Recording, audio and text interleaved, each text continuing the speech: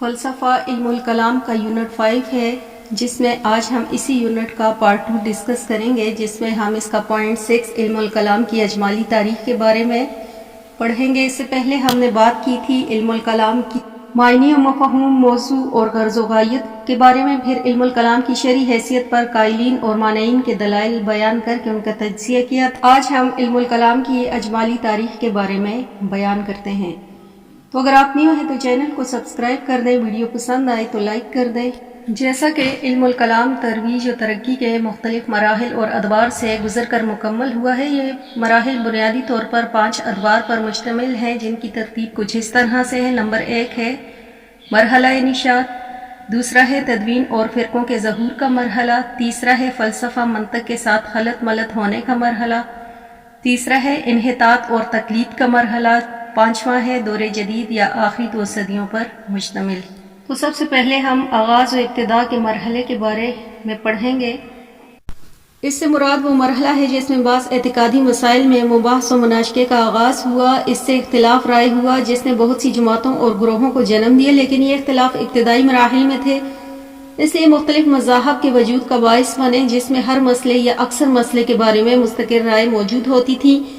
یہاں یہ بات بھی جاننا ضروری ہے کہ وہ کون سے اسباب تھے بنیادی جو اس مرحلے کے ان نتائج کا باعث بنے جو بعد کی صدیوں میں بڑھتے چلے گئے۔ نمبر 1 تو تھا فتوحات کا دروازہ کھلنے اور قسم قسم کی ثقافتوں اور مختلف ادیان کا اسلامی ثقافت اور دین اسلام میں مدغم ہو جانے کی وجہ سے عقائد کے متعلق نکتہ چینی شروع ہوئی، جس کی وجہ سے عجم قوموں کی عادت تھی کہ وہ بال کی کھال نکالتے تھے، اور یہ بھی ان قوموں کے قدیم مذہب میں تصور خدا، جزا و سزا کے خاص خیالات تھے۔ ان میں سے جو بالکل ہی اسلام کے خلاف تھے وہ تو انہوں نے چھوڑے، لیکن بعض پہلو جیسے یہودیوں کے یہاں خدا بالکل ایک مجسم آدمی کی طرح ہے، اس کی آنکھ دکھتی ہیں، فرشتے عیادت کرتے ہیں اور وہ کسی پیغمبر سے لڑائی لڑتا ہے اور چوٹ کھاتا ہے۔ اب ایسی قوم جب اسلام میں آئے گی تو جو آیت ہاتھ، آنکھ وغیرہ پر دلالت کرتی ہے، ان کی دلچسپی اس میں زیادہ ہوگی۔ پھر دوسرا ہے خود اسلام کے اندرونی اور سیاسی، اجتماعی اور ثقافتی حالات کا اثر بھی کلامی نشوونما کے سبب بنا، جیسا کہ امی دور میں اور خاص طور پر حجاج بن یوسف کے ظلم کے مقابلے میں جب یہ کہا جاتا ہے کہ یہ قضاء و قدر کا معاملہ ہے، تو اس سے قضاء و قدر کے مسئلے میں تشکیک شروع ہوئی۔ یہ مسئلہ کہ آیا کہ ان کو ظلم سے روکنا امر بالمعروف اور نہی عن المنکر ایمان کا حصہ ہے یا نہیں ہے۔ چنانچہ سب سے پہلے تو معبد جوہنی، پھر غیلان و مشکی اور جوہم بن صفوان کے حکومت کے خلاف بغاوت میں مارے گئے۔ تو مسئلہ امر بالمعروف اور نہی عن المنکر، قضاء و قدر اور عدل جیسے مسائل جو بعد میں معتزلہ اور قدریہ کے اہم مسائل بنے۔ پھر تیسرا ہے بعض نے ایک مزید سبب یہ بھی بیان کیا، اور وہ یہ ہے کہ بعض عناصروں کا فتنوں کو امت مسلمہ کی اسلامی وحدت کو منتشر کرنے کے لیے ان کے عقائد کو نشانہ بنانا تھا، یعنی جب وہ سیاسی سطح پر شکست کھانے لگے تو انہوں نے مسلمانوں کی وحدت کو پارا پارا کرنے کے لیے مختلف عقائدی مسائل کو گھڑ کر پھیلانا شروع کر دیا۔ اس مرحلے میں علم الکلام کی نشوونما اور ارتقاء کی وضاحت کے لیے ان مثالوں کا ذکر ضروری ہے جن میں واضح ہو کہ علم الکلام کے ابتدائی مباحث پر قرآن مجید کا کتنا اثر ہے۔ پھر بعض ان مسائل کو بطور مثال بیان کرنا ضروری ہے جہاں آراء مختلف ہو گئیں اور علماء صحابہ و تابعین نے ان مسائل میں اپنے فتاوی ارشاد فرمائے، اور ان مسائل کے متعلق ان کی گفتگو علم الکلام کی بنیاد بنی۔ اگرچہ اس دور میں اس علم کا نام الکلام نہیں رکھا گیا، جیسا کہ عملی مسائل کو فقہ نہیں کہا جاتا۔ پھر اس کی ہیڈنگ ہے قرآن و حدیث کا اثر۔ تو علم الکلام کے مباحث میں قرآن مجید ناقابل انکار اثر ہے، چاہے یہ علم ابتدائی مراحل میں ہو یا آنے والے مراحل میں، یہ اثر کئی طرح سے ہے۔ نمبر 1 ہے قرآن مجید الوحیت، نبوت اور قیامت کے احوال کو ایسے دلائل و براہین سے بیان کرتا ہے جو سلیم الفطرت اذہان کو ماننے پر مجبور کر دیتے ہیں۔ نمبر 2 ہے قرآن مجید باطل فرقوں جیسے بت پرستی، یہود نصارہ کے عقائد پر رد کرتا ہے تاکہ صحیح دینی عقیدے کو ممتاز طریقے سے پیش کیا جائے اور اس میں شک شبہ نہ رہے۔ پھر تیسرا ہے قرآن مجید نے عقل و فکر کی جکڑ بندیوں سے آزاد کر دیا اور ان کو غور و فکر کرنے کی دعوت دی تاکہ ایمان دلائل کی بنیاد پر شک و شبے سے بالا تر ہو۔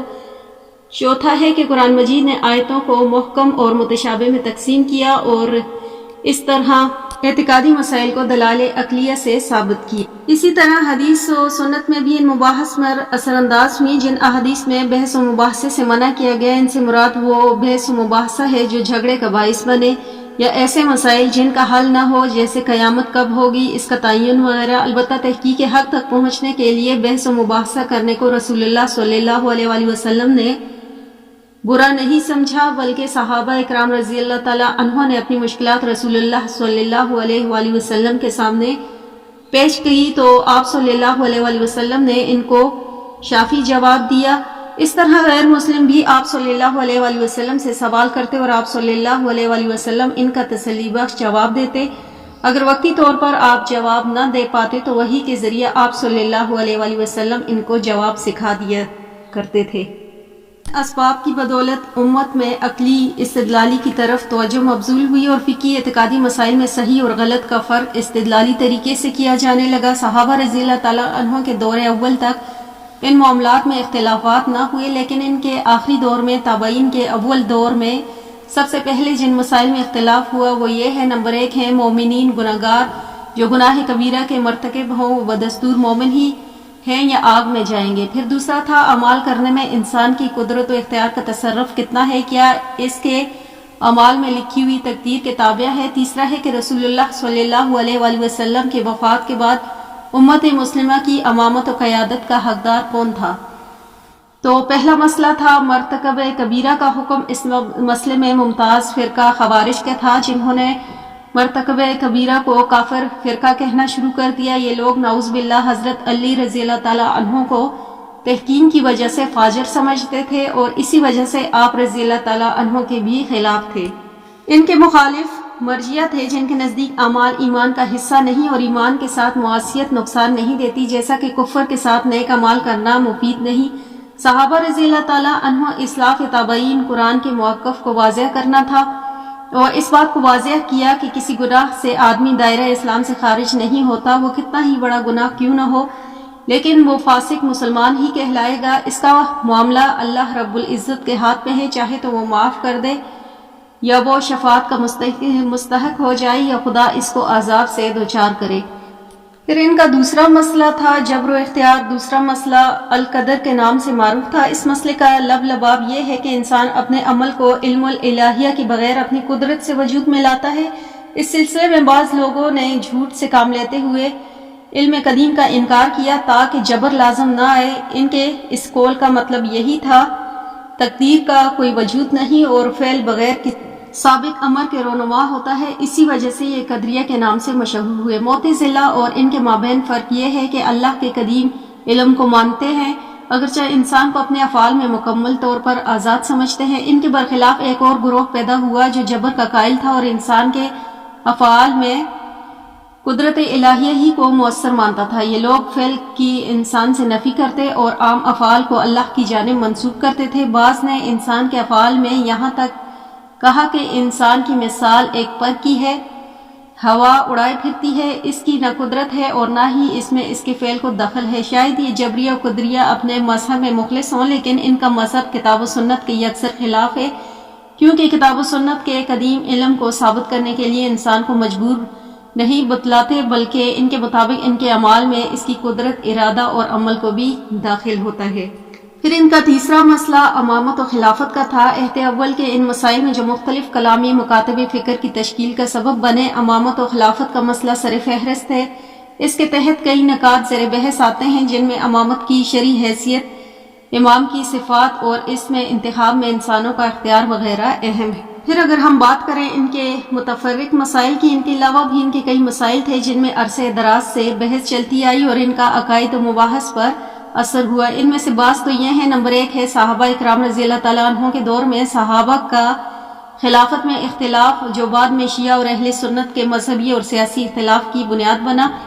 دوسرا تھا مرتدین اور منکرین زکوٰۃ، جو شیخین ابو بکر عمر رضی اللہ تعالیٰ عنہ کے درمیان شروع ہوا، پھر ان کے خلاف جنگ کرنے پر اتفاق رائے ہوا۔ تیسرا تھا حضرت عثمان رضی اللہ تعالیٰ عنہ کے خلاف سبائیوں کی شورش اور بغاوت، جو خلیفہ چہارم حضرت علی رضی اللہ تعالیٰ عنہ کے عہد کے واقعات و حوادث پر اثر انداز ہوئی اور جس نے بعد میں ایک طرفہ عثمانیہ گروہ اور دوسری طرف خوارج کو جنم دیا۔ پھر چوتھا تھا بنو امیہ کا طرز حکومت، جس میں اسلاف ائمہ و علماء نے تنقید کی. اس طرح امی حکومت کے خلاف خوارج اور اوائل شیعہ گروہوں کے انقلاب انگیز کروائیاں. اس طرح اللہ تعالیٰ کی وہ صفات جو بظاہر مخلوق کی صفت کے مشابہ ہیں، ان میں واقع ہونے والے اختلاف جیسے کہ ہاتھ، آنکھیں، رضا اور غضب وغیرہ، اس کے متعلق امام رحمت اللہ علیہ نے فرمایا کہ استوا معلوم ہے لیکن اس کی کیفیت نامعلوم ہے، اس پر ایمان واجب ہے اور اس کے متعلق سوال کرنا بدعت ہے. تو یہ تھا ان کا پہلا مرحلہ. اب ہم بات کرتے ہیں ان کے دوسرے مرحلے کی. تو دوسرے مرحلے میں ہے علم الکلام کی تدوین اور مذہب و فرق کا ظہور. دوسری صدی کے اوائل سے عقیدے میں بحث و مباحثہ ایک نئے انداز میں ظاہر ہوا اور مکمل کلامی مذہب وجود پذیر ہوئے جو عقیدہ کے تمام مسائل میں اپنا مستقل نظریہ رکھتے تھے. یہ عقائد محض نظریات کی حد تک نہ رہے بلکہ مسلمانوں کی سیاسی، روحانی اور اجتماعی زندگیوں پر بھی اثر انداز ہوتے. اس مرحلے کا امتیاز یہ ہے کہ اس دور میں علماء متکلمین کے مذاہب ظاہر ہوئے اور ان کے اصول کی تدوین شروع ہوئی. یہاں چند ایسے مذہب اور فرقوں کا ذکر کیا جاتا ہے جو اپنے اصول کی وجہ سے دیگر تمام فرقوں سے ممتاز دکھائی دیتے ہیں اور ان کے عقائد کا اثر عقلی اور دینی مباحث میں آج تک باقی ہے. تو بات کرتے ہیں حنابلہ کی. تو ان کی نسبت امام احمد بن حنبل کی طرف ہے. امام احمد بن حنبل رحمت اللہ علیہ بلند پایا عالم اور عقائد کے معاملے میں کتاب و سنت کی پیروی کرنے والے تھے. وہ نہ تو نقل پر اعتماد کرنے والے تھے اور نہ عقل کا انکار کرنے والے تھے، لیکن ان کے ہاں یا ان کے مذہب کے نام لیواؤں کے نظریات تین قسم کے تھے. نمبر ایک تھا بعض لوگوں نے کلامی مسائل غور و فکر کرتے ہوئے عقل کا زیادہ استعمال کیا. ان کا موقف اشراء کے موقف کے قریب بلکہ بعض اوقات اعتزالی عقائد کی حدوں کو بھی چھونے لگا تھا. پھر دوسرا گروہ تھا ان کا. تو ایک گروہ نے نص کی طرف زیادہ توجہ کیا اور بعض اوقات نصوص کے ظواہر کو ہی لیا، جیسا کہ خدا کی جہت اور سمت میں، یا بعض امور کو حد سے زیادہ اہمیت دی. پھر تیسرے گروہ کی بات کریں تو تیسرا وہ گروہ ہے جس نے درمیانہ راستہ اپنایا اور سابقہ دونوں گروہوں کے غیر معتدل میلان سے دور رہے. انہوں نے عقیدے نظریہ میں نقل اور عقل دونوں سے استدناد کیا. یہاں وہ جماعت ہے جو امام احمد بن حنبل کی حقیقی ترجمان ہے. علمی دنیا میں اس منہاج فکر کی نمائندہ شخصیت امام ابن تیمیہ ہیں. ان سے پہلے ابن قدامہ رحمۃ اللہ علیہ اور ابن ازغونی رحمۃ اللہ علیہ اس طریقے پر تھے. پھر اس کے بعد ہیں ظاہریہ. تو مدرسہ ظاہریہ کی بنیاد مشرق میں بغداد کے فقیہ داؤد بن علی رحمۃ اللہ علیہ نے رکھی اور مغرب میں مشہور مفکر حافظ ابن حزم اندلیسی کے ہاتھوں اوج کمال کو پہنچی. تو ظاہری عقیدہ اور فقہ میں باطنی شیعوں خصوصاً اسماعیلیہ کے برعکس زیادہ ہیں. ظاہریہ شرعی امور میں عقلی فکر کے ایسے استعمال کو صحیح نہیں سمجھتے جو حد اعتدال سے متجاوز ہوں. یہ قیاس کا بھی انکار کرتے ہیں لیکن ظاہریہ کو حشویہ خیال کرنا غلط ہوگا. تو نمبر ایک ہے ان کی چند آراء ہیں. نمبر ایک تو یہ ہے کہ ابن حزم نے اپنی کتاب الفصل معتزلہ کی تردید کی کہ یہ لوگ عقلی تعویلات میں حد سے زیادہ تجاوز کرتے ہیں.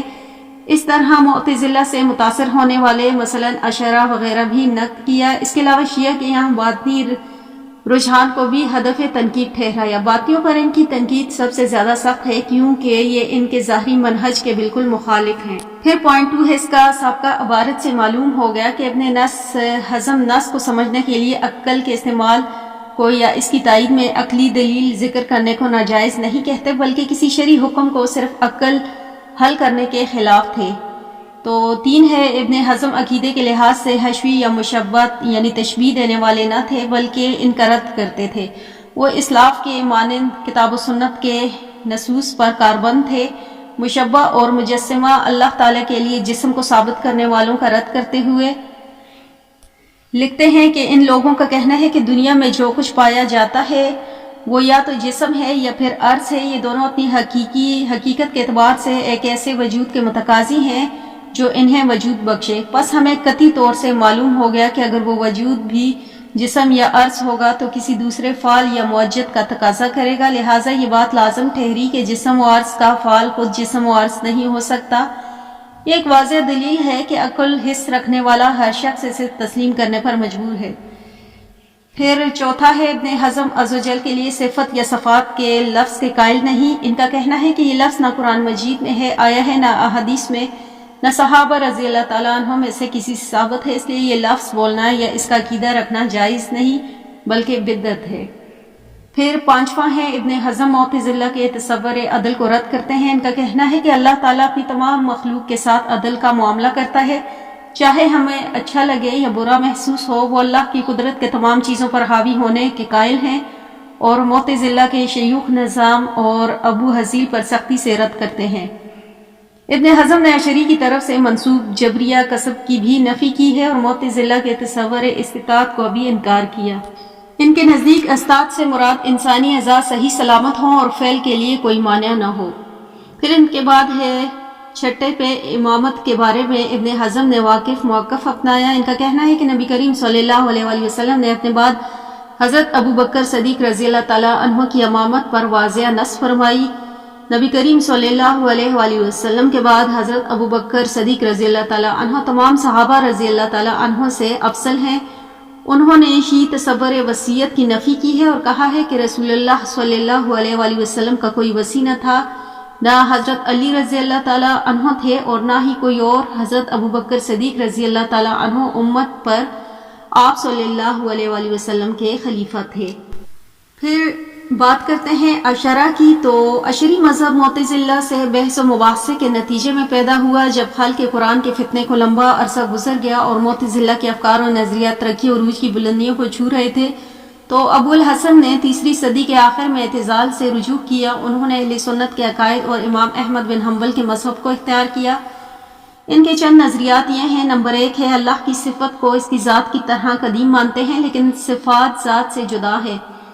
کلام نفسی جو اللہ کی صفت ہے اور کلام لفظی جو انبیاء پر ازل ہو، اس کے درمیان فرق کرتے ہیں۔ پھر انسان کا افعال کا خالق اللہ ہے اور اس کا سب بندہ خود ہے۔ انسان کو کسب پر جو قدرت حاصل ہے وہ خدا کی مخلوق ہے۔ مزید برآں اشعری کے نزدیک انسانی قدرت کو فعل کے وقوع میں کوئی دخل نہیں کہ خدا ہی اس عالم میں تخلیق و تاثیر کے اعتبار سے انفرادیت رکھتا ہے۔ اس سے ان کا نظریہ جبر کے قریب تر ہو جاتا ہے، اگرچہ اسے خالص جبر نہیں کہا جا سکتا۔ پھر ہے عقل و نقل دونوں پر عمل کرتے ہیں، لیکن عقل سب کچھ نہیں بلکہ وہ نقل و شرع کے تابع ہے۔ اشعرا کا مذہب 2 ادوار پر مشتمل ہے۔ نمبر 1 ہے ابتدائی شیخ باقلانی کے دور تک، تو دوسرا ہے اس کے بعد سے یا ابن فورق اصفہانی صاحب التاویل سے شہرستانی تک۔ پھر ہم بات کرتے ہیں ماتوریدیہ کی، تو ماتوریدیہ ابو منصور ماتوریدی کے پیروکار تھے۔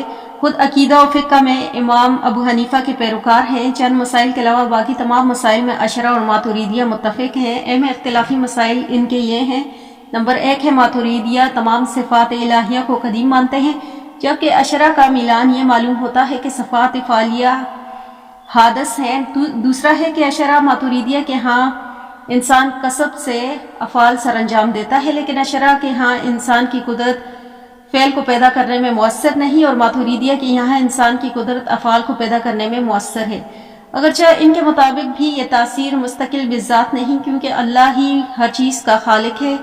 پھر تیسرا ہے افعال کا حسن کبھی اشعرا کے ہاں شرعی ہے، یعنی شریعت کے بیان پر موقف ہے۔ ماتوریدیہ کے ہاں اشیاء حسن کبھی ذاتی اور عقلی ہے، جیسے عقل سے بھی پہچانا جا سکتا ہے۔ تاہم وہ معتزلہ کے برخلاف اس بات کے بھی قائل نہیں کہ شریعت کے حکم سے پہلے ہی محض عقل کی بنیاد پر انسان احکام کا مکلف ہے، یا یہ کہ عقل کسی شے کے واجب یا حرام قرار دے سکتی ہے۔ پھر چوتھا ہے کہ ماتوریدیہ کے نزدیک خدا کے تمام افعال مصالح پر مبنی ہیں، لیکن اشعرا کے ہاں یہ ضروری نہیں۔ پانچواں ہے کہ ماتوریدیہ کے یہاں ایمان کم اور زیادہ نہیں ہوتا، لیکن اشعرا کے یہاں ایمان میں کمی زیادتی ممکن ہے۔ یہ اصولاً صرف لفظی اختلاف ہے، ورنہ ماتوریدیہ بھی بلحاظ کیفیت کمی بیشی کے قائل ہیں۔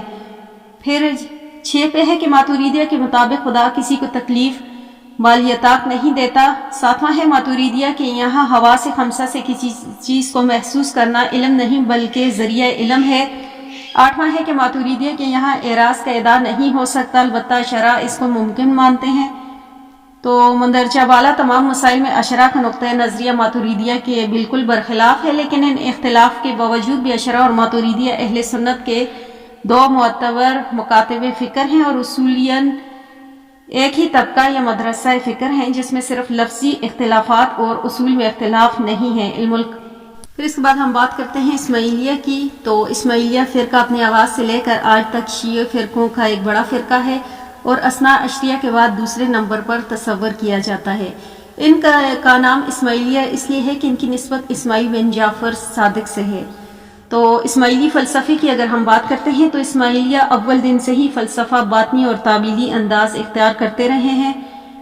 تو علامہ شہر ستانی نے اپنی کتاب میں لکھا ہے کہ قدیم باطنیوں نے اپنے نظریات کو فلسفہ کے افکار سے خلط ملط کر دیا اور فلسفانہ منہاج میں اپنی کتابیں تصنیف کی. علامہ ابو حیان کے بقول اسماعیلیہ کا نظریہ یہ تھا کہ شریعت جہالتوں سے آلودہ ہو چکی ہے اور اس میں گمراہیوں کی آمیزش ہو چکی ہے. اس کی تطہیر اور صفائی فلسفہ ہی سے ممکن ہے. پھر اس کے بعد ہیڈنگ ہے معتزلہ کے اصول خمسہ. تو معتزلہ کے یہاں مختلف رجحانات موجود ہیں لیکن 5 اصولوں پر سب متفق ہیں. تو نمبر 1 ہے العدل، یعنی عدل معتزلہ کا بنیادی عقیدہ ہے اور ان کی کلامی فکر کا اساسی منہاج ہے. یہ نمبر 1 ہے اشیاء کا حسن و قبیح ذاتی اور عقلی ہے، یعنی عقل میں استعداد موجود ہے اشیاء میں موجود ان کے ذاتی حسن و قبیح کو پہچان سکے. ذاتی کے معنی یہ ہے کہ چیز اپنی ذاتی نوعیت کے اعتبار سے اچھی اور بری ہوتی ہیں، نہ یہ کہ محض شریعت کے کہنے سے. عقل اس حکم کا ادراک کر سکتی ہے جس کی اتباع لازم ہے، اس پر انسان ثواب و ستائش کا مستحق ہو اور اس کے طور پر قابل ملامت ہو. دوسرا ہے اللہ تعالیٰ پر لطف و صلاح واجب ہے، یعنی اللہ پر لازم ہے کہ وہ تمام ایسے اقدامات کرے جو انسان کی اطاعت سے قریب اور معصیت ہوں. تیسرا ہے کہ انسان اپنے افعال میں آزاد ہے. اور پھر اس کے بعد ہے توحید. تو معتزلہ کے یہاں توحید کے معنی یہ ہے کہ وحدانیت صرف خدا ہی کے لیے ہے اور وہی قدیم اور ازلی ہے. معتزلہ خدا کی صفات کو ذات سے جدا نہیں مانتے، ذات اور صفات کو ایک ہی گروہ گرانتے ہیں، کیونکہ اگر صفات کو الگ مانا جائے تو اس سے تعداد اور شکل لازم آئے گا، جبکہ ان کے نزدیک قدیم ایک ہی ہے. وہ ہر حال میں اسماعیلیوں کی طرح تعطیل کے بھی قائل نہیں. پھر ان کے بعد ہے الوعد الوعید. ان کے یہاں اللہ پر وعدے اور وعید کی تنفیذ واجب ہے. وہ ان کے خلاف ورزی نہیں کر سکتا کیونکہ اس سے جھوٹ لازم آئے گا جس سے خدا پاک ہے، یعنی اچھائی کرنے والے کو جنت میں داخل کرنا اور برے کو جہنم رسید کرنا واجب ہے. بدی کی سزا یہ ہے کہ توبہ کے بغیر اس کی معافی نہیں، لہٰذا وہ شفاعت وغیرہ کے بھی قائل نہیں. پھر چوتھا ہے المنزلت بین المنزلتین. اس سے مراد یہ ہے کہ مرتکب گناہ کبیرہ نہ مسلمان ہے نہ کافر ہے بلکہ وہ ان کے درمیان میں ہے، البتہ وہ جہنم میں ہمیشہ رہے گا. اس مسئلے پر بھی واصل بن عطا نے اپنے استاد امام حسن بصری سے علاوہ حدگی اختیار کی اور اپنے شاگردوں اور ساتھیوں کے ساتھ ہمراہ ایک نئے مکتب فکر کی بنیاد رکھی. پھر اس کے بعد مسئلہ 5واں ہے بالمعروف و نہی عن المنکر. تو ایک عملی حکم ہے لیکن معتزلہ نے اسے اصول کا درجہ دیا ہے. ان کے نزدیک ظالم حکمرانوں کے خلاف آواز بلند کرنا اگر مسئلہ خروج ہی کی صورت میں کیوں نہ ہو عقیدہ اور اصول کا حصہ ہے. ابتداً وہ اس اصول پر کاربند رہے لیکن بعد میں عباسیوں کے معاون بن گئے اور اس کا فائدہ اٹھا کر خلق قرآن کے مسئلے پر ان سے مدد لی. پھر اس کی ہیڈنگ ہے اثنا عشریہ. تو شیعہ اثنا عشریہ 12 ائمہ کی عصمت کا اعتقاد رکھتے ہیں، اس لیے انہیں امامیہ اثنا عشریہ کہا جاتا ہے. ان کے عقائد و افکار کی بات کریں تو اثنا عشریہ نہ صرف تعداد ائمہ بایزید اور اسماعیلیہ کے مخالف ہے بلکہ امام کی حیثیت میں بھی ان سے اختلاف رکھتے ہیں. پھر ہیڈنگ ہے اثنا عشریہ کے کلامی ادوار کی. تو اثنا عشریہ کلام پر باقی تمام فرقوں کے مقابلے میں بہت مختلف مراحل آئے. تو پہلا مرحلہ ہے ان کے کلامی مذہب کے آغاز و ابتدا کا جو 2 اور 3 صدی ہجری پر مشتمل ہے. یہ وہ زمانہ ہے جس میں ان کے ائمہ معصوم موجود تھے. ان کے یہاں امام معصوم کا قول نبی کی طرح حجت ہے، لہٰذا یہ دور اتباع و تقلید کا ہے. کیونکہ امام معصوم موجود ہیں تو تمام امور میں وہی مرجع کی حیثیت رکھتے ہیں. پہلے دور میں اثنا عشریہ کے بعض کلامی کاشوں کا ذکر ملتا ہے جنہیں ائمہ کی تائید کی اجازت ہوتی ہے، جیسا کہ ہشام بن حکم کلامی مباحث میں اپنا ایک خاص رجحان رکھتا ہے جو متاخرین شیعہ سے جداگانہ ہے. ہشام جناب جعفر صادق اور ان کے فرزند جناب موسیٰ کاظم کا شاگرد تھا. بعض قرائن سے معلوم ہوتا ہے کہ اس سے پہلے کچھ لوگ کلامی مسائل میں مشہور رہے تھے اور اسی وجہ سے بعض اثنا عشریوں کا خیال ہے کہ اسلامی علم کلام کے بانی اور معجد وہی ہیں. اس طرح بعد کے لوگوں میں بخت نونو وغیرہ کی کلامی آراء بھی متاخرین کی کتابوں مثلا الیاقوت میں مل سکتی ہے. یہ تمام تر کلامی کاوشیں نصوصی پر مبنی تھی اور خاص حد تک مدافعانہ تھیں۔ اس عہد میں اثنا عشریہ اور معتزلہ میں تبادلہ خیال بھی ہوتا تھا، اور اثنا عشریہ توحید اور عدل کے ماں سوا دیگر 3 اصولوں میں اپنا الگ اختلافی موقف رکھتے تھے۔ تو پھر دوسرا مرحلہ ہے ان کا دور غیبت یا امام معصوم کے غائب ہونے کے بعد کا ہے۔ اس دور میں شیعہ اور معتزلہ کے مابین تصور امامت سے متعلق بعض کلامی مسئلوں پر اختلافی بحثیں ہوئیں۔ پھر تیسرا دور شیخ صدوق کے بعد کا ہے، جس میں ان کے شاگرد شیخ مفید نے محسوس کیا کہ سابقہ اسلوب کلام فکری مسائل کے حل و کشود کے لیے کفایت نہیں کرتا، چنانچہ انہوں نے اپنی کتاب تصحیح الاعتقاد میں اپنے استاد صدوق پر تنقید سے بھی گریز نہیں کیا اور ایک متوازن منہاج اپنانے کی کوشش کی، جس میں معتزلہ کا عقلی اسلوب بھی تھا اور اثنا عشریہ کے نصوص پر اعتماد کی رعایت بھی، لیکن اس کے ساتھ وہ اعتزال اور مذہب اثنا عشری کو ایک دوسرے سے ممتاز اور جداگانہ قرار دینے پر بھی زور دیتے تھے، اگرچہ وہ خود اعتزالی مکتب فکر کے کافی قریب تھے۔ پھر ہم بات کرتے ہیں خوارج کی۔ تو علم الکلام کے پہلے مرحلے کے ضمن میں خوارج کا تذکرہ کیا ہے۔ یہاں ان کا دوبارہ اگر ذکر کیا جا رہا ہے کہ اس دور میں ماسوائے اباضیہ ان کے تمام فرقے ختم ہو گئے۔ اباضیہ نے ہر حال میں اپنا وجود برقرار رکھا۔ تو اباضیہ نے اپنے مخصوص فرقے کے ساتھ ساتھ اپنے کلامی افکار کا بھی مرتب کے مرحلے میں اباضیہ نے اپنے بعض خاص عقائد کو برقرار رکھتے ہوئے زیادہ تر مسائل میں معتزلی منہاج فکر کو اپنا لیا، چنانچہ وہ حسن و قبیح کے قائل تھے۔ پھر ان آیات کی تعویل کرنے لگے جن سے خواہ ظاہری ہی صحیح تشبیہ کا شعبہ ہوتا ہے، پھر آخرت میں روایت باری تعالیٰ کا انکار کر دیا، تاہم اس کے ساتھ ساتھ وہ اپنے پرانے عقائد پر کاربند رہے۔ مرتکب کبیرہ دائمی دوستی ہے، انتخاب امامت میں امت کو آزادی ہے۔ پھر واضح رہے کہ اباضیہ اس بات کو تسلیم نہیں کرتے تھے کہ انہوں نے اس مسائل کو معتزلہ سے اخذ کیا ہے، بلکہ ان کے مطابق معاملہ برعکس ہے، یعنی معتزلہ نے ان سے یہ افکار لیے۔ بعد ازاں جب معتزلہ ختم ہو گئے اور باطنیوں سے بھی اباضیوں کی کشمکش رہی، تو ان کا میل جول زیادہ تر اہل سنت سے رہا، جس سے ان میں کافی قرابت پیدا ہو چکی تھی۔ چنانچہ وہ خوارج سے برات کا اعلان کرتے ہیں اور وہ معتزلہ سے بھی خود کو الگ بتلاتے ہیں۔ یہ لوگ جزیرہ عرب کے جنوب اور شمال افریقہ کے اندر غالب تعداد میں موجود ہیں، حتیٰ کہ آج بھی لیبیا اور عمان میں موجود ہیں۔ اس کے بعد ہم بات کرتے ہیں زیدیہ کی۔ زیدیہ شیعہ کے ان 3 بنیادی فرقوں میں سے ایک ہے جو آج بھی موجود ہیں۔ تو یہ زید بن علی زید العابدین کے ہم نوا ہیں، جن کا خیال یہ تھا کہ حضرت علی رضی اللہ تعالیٰ عنہ افضل صحابہ ہیں، لیکن صحابہ نے مسلمانوں کی مصلحت کی رعایت رکھتے ہوئے حضرت ابو بکر صدیق رضی اللہ تعالیٰ عنہ کو خلافت سپرد کر دی۔ تو زیدیہ کے مطابق افضل کی موجودگی میں مفعول کی امامت جائز ہے۔ پھر دوسرا ہے نبی کریم صلی اللہ علیہ وآلہ وسلم نے حضرت علی رضی اللہ تعالیٰ عنہ کی شخصیت یا ذات کے بارے میں خلافت کی وصیت نہیں کی، بلکہ صفات کے بارے میں کی، اور صحابہ رضی اللہ تعالیٰ عنہ کثرت ان کی مخالفت نہیں کی۔ زیدیہ کا عمومی مذہب ہے کہ لیکن بعض غالی اس معاملے میں صحابہ کے محتم ٹھہرائے جاتے ہیں۔ پھر امام خلیفہ علوی فاطمی نسل سے ہونا چاہیے، تو نیز وہ زاہد سخی اور شجاع ہوں اور خود امر بالمعروف اور نہی عن المنکر کے لیے نکلیں۔ چوتھا ہے دور کے 2 مختلف علاقوں میں بوقت ضرورت وہ امام یا حکمران کے بھی ہو سکتے ہیں۔ زیدیہ امام کی عصمت اور رجت کے قائل نہیں، اور اسماعیلیہ اور اثنا عشریہ کے برخلاف امام کو صرف شریعت کے نفاذ کی حد تک اتھارٹی اور حکم مانتے ہیں۔ زیدیہ کے نمایاں عقائد یہی ہیں۔ ان کے علاوہ مسائل مثلا عدل، توحید وغیرہ میں انہوں نے معتزلہ کی آراء اور کلامی منہج کو اپنایا۔ ان کے امام زید کا معتزلہ سے تعلق معروف ہے، اور زیدیہ وہ اولین فرقہ ہے جو معتزلہ سے متاثر ہوا۔ ابن الامر کے بقول زید نے معتزلہ کے اصول 5 ماسوائے منزلۃ البین المنزلتین کے قبول کر لیے تھے۔ تو یہ تھا ان کا دوسرا مرحلہ۔ تو اس کے بعد ہم بات کرتے ہیں تیسرے مرحلے کی۔ اس کے بعد ہم بات کرتے ہیں اس کے تیسرے دور کی۔ تو یہ مرحلہ 6 صدی ہجری کی ابتدائی 9 صدی ہجری کے اختتام تک کے عرصے کو محیط ہے۔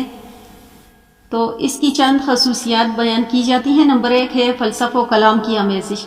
اس عہد میں علم الکلام اور فلسفہ باہم خلط ملط ہو گئے اور گویا ایک ہی قالب میں ڈھالے گئے۔ تو علامہ ابن خلدون نے مقدمے میں علم الکلام کے فلسفے کے ساتھ خلط ملط ہونے کا یہی دور لکھا ہے، اور بعض دیگر مورخین نے اگرچہ اس سے پہلے کے دور کو بھی اس میں شامل کیا، لیکن حقیقت یہ ہے کہ فلسفہ اگرچہ اس سے قبل بھی علم الکلام میں داخل ہو گیا تھا، لیکن اس دور میں یہ سلسلہ اپنے کمال کو پہنچا۔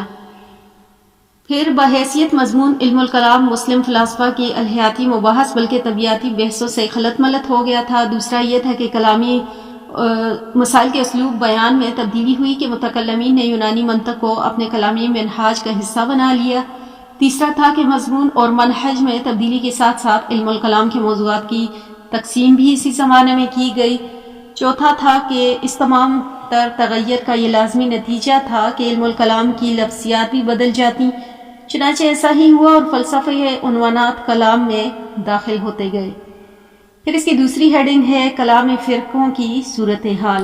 تو اس مرحلے میں مختلف کلامی مکاتب فکر کی صورتحال میں کافی تبدیلی آئی۔ نمبر 1 تھا معتزلہ فرقہ اپنے مستقل تشخص کے لحاظ سے مٹ گیا۔ پھر اس کے بعد دوسرا تھا ماتوریدی مسلک کی ابتدا ہوئی تھی، لیکن اس مرحلے میں وہ یہاں سے خراسان، ہندو اور ایشیا میں منتقل ہو گئے اور ان علاقوں کے علماء احناف نے اس کی تائید و حمایت کی اور اس سلسلے میں قابل قدر خدمات سر انجام دی۔ تیسرا، اسی زمانے میں عالم اسلام کے اکثر علاقوں میں جن میں عرب و فارس شامل ہے اشرا کا غلبہ ہو گیا، جن میں متکلمین کے نتائج فکر آج تک عام سنی مدارس میں رائج اشری کی فکر پر اثر انداز ہوتے رہے۔ ان میں اکثر کا تعلق بھی اسی دور سے ہے۔ پھر اس کے علاوہ چوتھا ہے کہ زیدی مسلک میں اسے انتہا پسندانہ عنصر فنا ہو گیا اور وہ اپنا روایتی اصولوں پر گامزن رہا۔ اس میں معتزلی فکر بھی رچ بس گئی، اگرچہ ان کا الگ تشخص موجود رہا جس میں سلفیت کی پرچھائیں بھی موجود تھیں، لیکن نظاری اسماعیلی باطنی فلسفے میں انتہا پسندانہ طرز فکر کی آخری حدودوں کو چھونے لگے۔ پھر ساتواں تھا سنی علم الکلام میں امام ابن تیمیہ کے بپا کردہ تجدید اور تنقیدی تحریک اسی مرحلے کا نمایاں ترین واقعہ ہے۔ پھر اس کے بعد ہے 8واں صحت میں متوازن اور ان کی شروعات کا طریقہ بھی رائج ہوا اور شیعہ سنی اہل علم میں مقابلے کی فضا پیدا ہوئی۔ پھر 9واں ہے اسی عرصے میں مسلمان کو تاتاریوں کے ہاتھوں سقوط بغداد کا صدمہ اٹھانا پڑا۔ اس کے بعد علماء شرق نے مصر کی طرف ہجرت کی جس نے منگولوں اور صلیبیوں کے خلاف مزاحمت کی قیادت کی۔ پھر عباسی خلفاء کو بھی یہیں سے پناہ ملی۔ پھر اس کے بعد ہم بات کرتے ہیں اس کے چوتھے دور کی۔ تو سابقہ مرحلے میں علم الکلام کی مشمولات اور مناہج میں متعدد تبدیلیاں ہوئیں، خواہ ان کے اثرات زیادہ تر مثبت کے بجائے منفی نوعیت کے تھے۔ بہرحال علم الکلام جدید رجحانات اور تحریکوں کے ظہور کے پوری گنجائش موجود تھی اور یہ علم اپنی قوت شناخت رکھتا تھا، لیکن چوتھے مرحلے میں علم الکلام کی ترقی رک گئی اور اس میں غائیت درجے کا جمود آ گیا اور یہ محض ماضی کی بازگشت بن گیا۔ یہ مرحلہ 10ویں صدی سے 12ویں صدی ہجری کے آخر تک کا مرحلہ ہے۔ اس میں کچھ نمایاں خصوصیات یہ ہیں۔ اس کے بعد ہم بات کرتے ہیں چوتھے دور کی۔ تو علم الکلام کے جمود و انحطاط کا دور تھا۔ سابقہ مرحلے میں علم الکلام کی مشمولات اور مناہج میں متعدد تبدیلیاں ہوئیں، خواہ ان کے اثرات زیادہ تر مثبت کے بجائے منفی نوعیت کے تھے، مگر بہرحال علم الکلام میں جدید رجحانات اور تحریکوں کے ظہور کی پوری گنجائش موجود تھی۔ یہ علم اپنی قوت اور شناخت رکھتا تھا، لیکن چوتھے مرحلے میں علم الکلام کی ترقی رک گئی، اس میں غائیت درجے کا جمود آ گیا اور یہ محض ماضی کی باز گشت بن گیا۔ یہ مرحلہ 10ویں صدی سے 12ویں صدی ہجری تک کے آخر تک کا مرحلہ ہے۔ اس کی کچھ نمایاں خصوصیات ہیں۔ تو اس دور میں قدیم کلامی متوازن اور شروعات پر حواشی لکھنے کا رجحان غالب رہا۔ پھر مصر، افریقہ اور عالم عرب میں اشری مدرسہ فکر غالب رہا۔ اس کے علاوہ علم الکلام اور تصوف میں قربت بڑھی۔ اسی زمانے کے متکلمین گاہے بگاہے اپنی تصنیفات کے آخر میں صوفیانہ مباحث بھی شامل کرتے رہے۔ پھر تصوف اور فلسفہ اور کلام اور ان تینوں کا امتزاج بطور خاص ایرانی مفکرین مثلاً صدر الدین شیرازی اور ان کے شاگردوں کے ہاں بھی ملتا ہے۔ پھر ماتوریدی مکتب فکر حرکت و نشاط پیدا ہوئی جس کا سبب ترکی کے خلفاء کی توجہ اور سرپرستی تھی۔ پھر اس کے بعد عالم اسلام خصوصاً مصر کا سیاسی و اقتصادی زوال بڑھتا چلا گیا۔ اس کے ساتھ ساتھ مغربی ثقافت کا چیلنج بھی سامنے آیا جس کے نتیجے میں فکر و نظر کے روایتی اسالیب کی جگہ اجنبی طریقے وجود آ گئے۔ معاشرے اور حکومت کے متعلق سیکولر انداز فکر کی داغ بیل پڑی۔ پھر مسیحی مشینری سرگرمیاں شروع ہو چکی تھی۔ روایتی دینی تعلیم کے بجائے جدید مغربی تعلیم کا دور دورہ تھا، لیکن ان کا چیلنج کا مؤثر جواب اس مرحلے میں نہیں دیا جا سکا۔ پھر اس کے بعد ہم اس کے آخری دور کی بات کرتے ہیں تو جدید فکری دور عمومی طور پر 16ویں اور 17ویں صدی عیسوی سے شروع ہوتا ہے، لیکن علم الکلام کی تاریخ کے اعتبار سے اس کا آغاز 18ویں صدی 12ویں صدی ہجری سے ہوتا ہے، جب مغربی فکر اور طرز زندگی بڑی تیزی سے ترقی اور عروج کی منزلیں طے کر رہا تھا۔ مسلمان اپنے زوال و انحطاط کے دور سے گزر رہے، آخر کار مغرب عسکری اور سیاسی سطح پر غالب ہوا اور کئی مسلمان خطوں میں قابض ہو گئے اور اپنے افکار کا منی مختلف طریقوں سے مسلمانوں پر رائج کرنے لگے۔ مسلمانوں میں اس سے ایک حرکت ضرور پیدا ہوئی، لیکن صرف مغرب کا تسلط ہی اس کا سبب نہ تھا، بلکہ داخلی عوامی کی بنا پر جدید احیائی تحریکوں کا آغاز ہوا، جس سے مسلمانوں کو اپنے مایوس کن حالات سے نکلنے اور اپنے ماضی کو لوٹانے کا جذبہ پیدا ہوا۔ جیسا کہ جزیرہ عرب میں شیخ محمد بن عبد الوہاب کی اصلاحی تحریکیں جو 12ویں صدی ہجری میں شروع ہوئیں، تو اس تحریک کے اساس ابن تیمیہ اور احمد بن حنبل کی فکری تراث پر تھی۔ اس کی دعوت یہ تھی کہ خلوص دل سے نئے سرے سے کتاب و سنت کی طرف رجوع کیا جائے۔ تو اس مرحلے کے اہم نکات کچھ اس طرح سے ہیں کہ اس عہد میں متاخرین میں حملی فکر اور سلفی انداز نظر کو عروج حاصل ہوا، خصوصاً سعودی مملکت کے قیام کے بعد، جس کی اساس شیخ محمد بن عبد الوہاب کی فکری کاوشوں پر استوار تھی۔ پھر اس کے علاوہ شیعہ سنی کی فکری کشمکش کا سلسلہ جاری ہوا۔ اثنا عشری مذہب ایران پر حاکم ہے، جبکہ سنی مذہب مختلف علاقوں میں پھیلے ہوئے ہیں۔ عشری مذہب کا اثر و نفوذ ازہری علماء کی کاوشوں کا کارہین منت ہے۔ ماتورید عثمانی سلطنت اور ہند کے علماء کی خدمات حاصل رہیں۔ پھر اس کے علاوہ جدید تہذیبی تعامل پر مغربی اثر و نفوذ، اسماعیلی باطنی فکر اور وحدت وجود کی غلط تعبیرات کے نتیجے میں کچھ نئے باطل مذاہب نے جنم لیا۔ پھر مغربی فکر و فلسفہ اور تہذیب و ثقافت کے پیدا کردہ چیلنج کا جواب دینے کی کوشش بھی اسی دور میں کی گئی اور اس عمل میں مختلف رویے سامنے آئے۔ پھر اس کے علاوہ شیخ محمد عبدہ اور ان کے شاگرد سید رشید رضا کی کلامی کاوشوں میں معتزلی اثر بھی دکھائی دیتا ہے۔ سنی علم الکلام میں جدید چیلنج کا سب سے مضبوط جواب ترکی کے عالم شیخ مصطفیٰ صبری نے اپنی کتاب میں دیا۔ اس میں اشعری اور ماتوریدی علم کلام دونوں کی جھلک موجود ہے۔ پھر اس کے علاوہ ماتوریدی فکر کی بھرپور تائید ترک عالم شیخ محمد زاہد کوسری نے کی۔ اس طرح ہند کے علماء میں علامہ شبلی نعمانی نے بھی ماتوریدی مذہب کے مستقل دلائل کو اجاگر کیا اور اس کے علاوہ تحریک کا سلسلہ شروع کیا۔ اس کی شخصیت میں شیخ مصطفیٰ صبری کی مانند اشعری اور ماتوریدی ہر دو مینالات موجود ہیں۔